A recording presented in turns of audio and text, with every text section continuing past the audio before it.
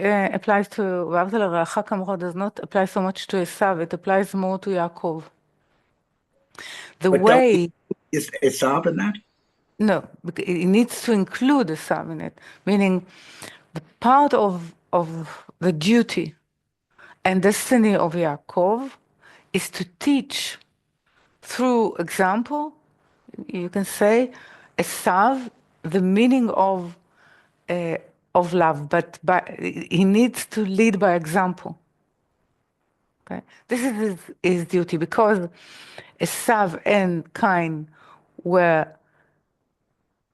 first born, but not first conceived. Yaakov and Hevel were first conceived. For example, how it is in creation, the Torah was conceived before the creation. The light of Torah, meaning the healing of creation, was created before creation, which is, let's say, the wound. So it's the same.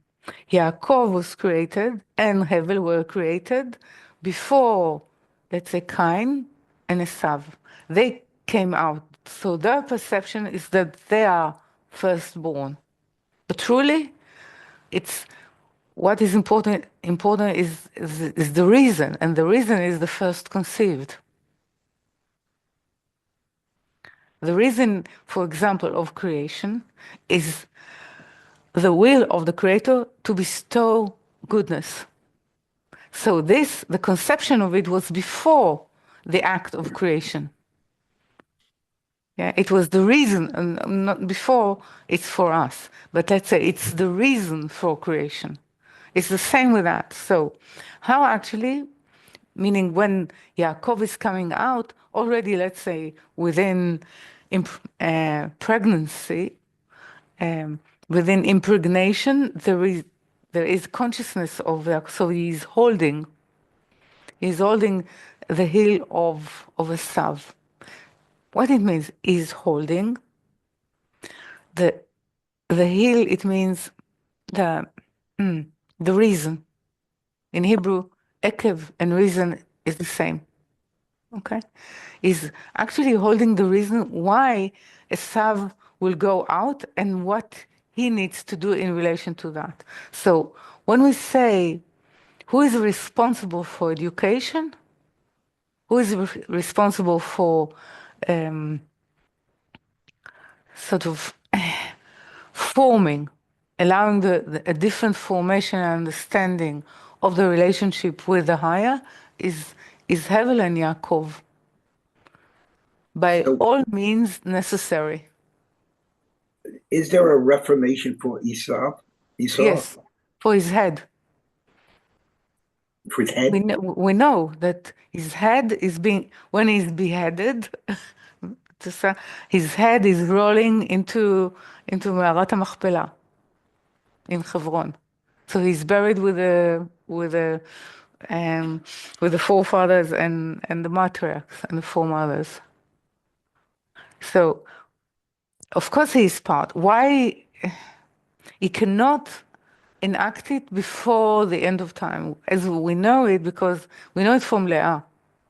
Why Leah is weeping and crying all the time? Because she knew that she had to marry Esav.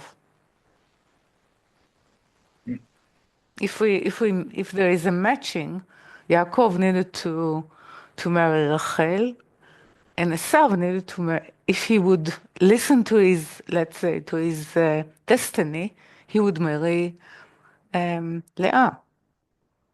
Because actually, the root of him is Leah, the root of the man of the field, meaning the consciousness of the desire for light, the desire for, let's say, grouping people with to a purpose, comes from Bina, comes from Leah.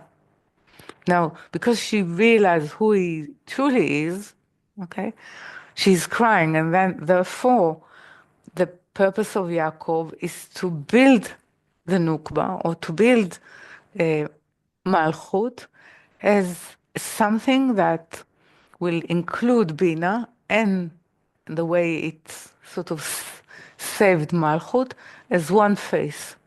It can only happen in Yaakov, but at the end of time, the Gar of Esav will join it. What is the Gar of Esav? It's the Gar, the three first one of the left. So when we are saying Sadeh, we are already calling Malchut a place with consciousness of purpose. Or there is a presence of the higher in it. Now we have to work out how actually we want to be with it, how we are going to use ourselves in relation to it. So we can say that man of the field is man with a consciousness that Malchut need to be made into. The way how to do it is different, yeah. It's then for Yaakov is to actually wear Esav, and what more than love the other as thyself is more. It's really becomes a part of. This is what we're saying. That So when the other is part of us, then we can work. So there's an inevitability to Esav. We absolutely have to have Esav in Malchut. Yes, yeah, because Esav represents the power of creation, the power of the will to receive. Yeah. So now we're negotiating how to use the power. For what purpose to use the power? That's very helpful. Okay.